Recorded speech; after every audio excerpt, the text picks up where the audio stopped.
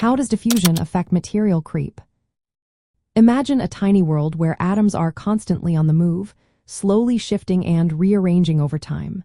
This microscopic dance is what influences how materials stretch and eventually fail under stress. When materials are under constant pressure, especially at high temperatures, they don't just stay still.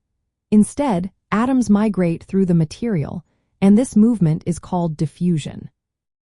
Diffusion plays a big role in a process known as creep, which is the slow, permanent deformation of materials over long periods. In creep, atoms or vacancies, those are missing atoms in the crystal structure, move around. When a material is under stress, atoms tend to diffuse from areas under compression to areas under tension. This movement causes the material to change shape gradually.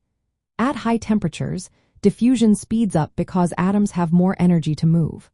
That's why metals and other materials can creep significantly when exposed to heat over time.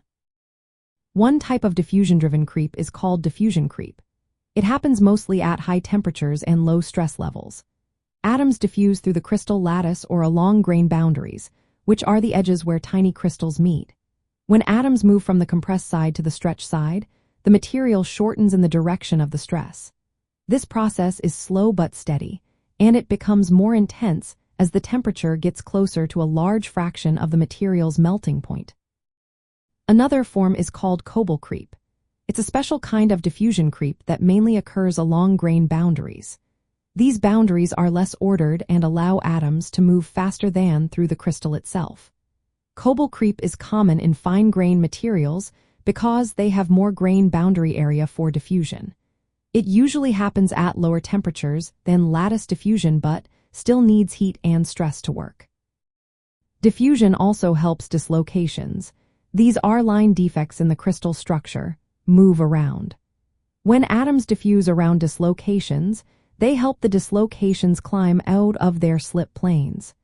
This process allows the dislocations to keep moving under stress, which contributes to creep deformation at higher temperatures and stresses. The key point is that diffusion allows the microstructure of a material to change slowly over time.